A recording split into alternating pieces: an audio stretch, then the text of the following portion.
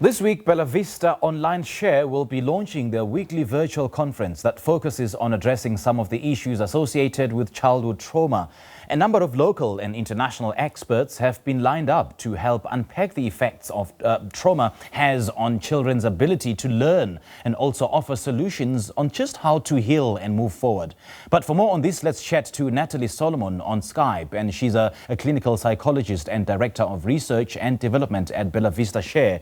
Natalie, very good morning to you. Thanks for joining us. Welcome to Morning Live. Good morning. Thank you for having me. Take us through the concept behind this webinar and why you chose to focus particularly on children. So we're aware that trauma is an incredibly important area to explore, particularly because of its pervasive nature, and particularly in South Africa, where we have such a fractured past, which continues to impact on our current experiences.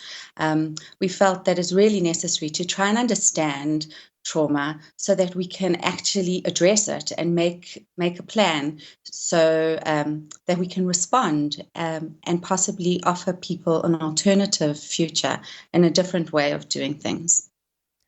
Well, I've mentioned that you have a jam-packed lineup of speakers. Quickly take us through who's on the lineup and what their topics will be.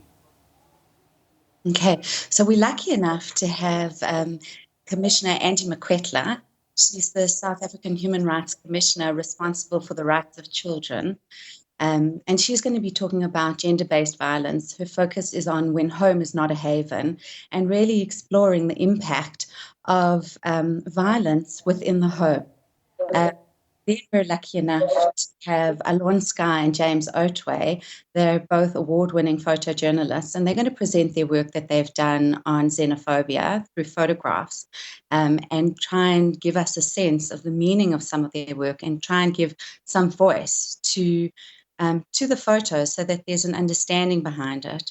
We also have Professor Andre Venter, who's going to be talking about the early impact of trauma on development. We have Shona Fraser, who's going to be focused on attachment. And that's really important in terms of looking at what are the protective mechanisms that can help mitigate the experience of trauma. We're looking at mindfulness with Yochi Res, and with Francesca Chetwin, we're going to explore what can we do? How do we respond through communities of care? And she looks at attachment-aware schools. So there are ways that we can mitigate, that we can make the experience less overwhelming and create certain spots of safety for our children. And then finally, we're going to look at SMART, which is a sensory modulation therapy, which looks at how we regulate our bodies as a way of managing trauma, because unless we're regulated, we're not able to interact, and trauma creates such a sense of disconnection and unsafety.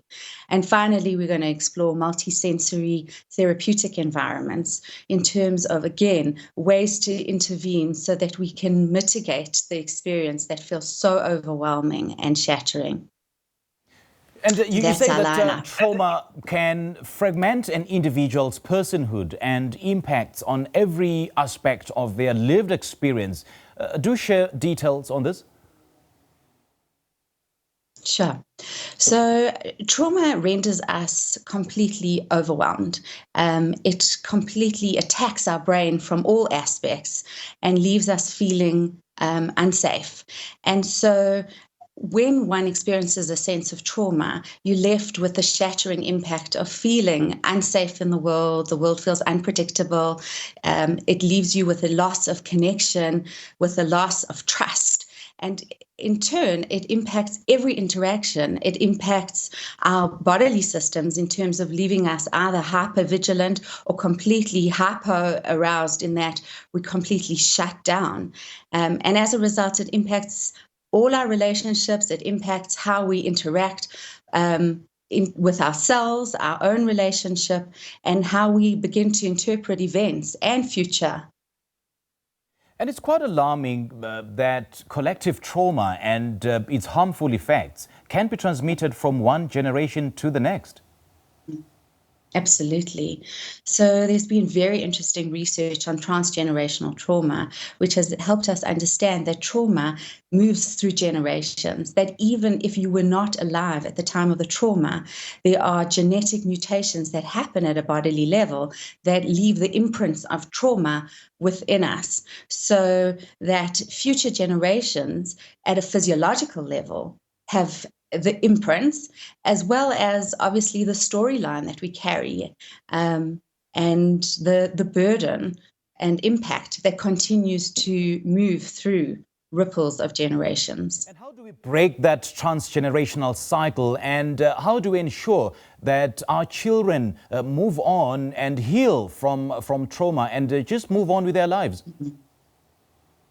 Well, firstly, it's important to recognize trauma, and it's important that we respond to trauma so that we don't leave children in dangerous spaces, that we begin to recognize the impact of certain behaviors. So it starts first with psychoeducation and awareness, so that we begin to respond rather than allow people to be left in these spaces. And then there is a certain way of relating, that it is about creating a sense of safety, that it is about creating trust with adults or with others, and creating communities that respond and care and create a sense of the world being safe again. And so it really is, we regulate the body so that we can reason. We need to, before we can relate, we have to regulate and create a sense of safety once again. All right, thank you so much for joining us. We appreciate your time, Natalie. That was clinical psychologist Natalie Solomon, and she's been speaking to us about their virtual trauma conference and its impact on children's development that's launching on the 17th of June and will conclude on the 5th of August.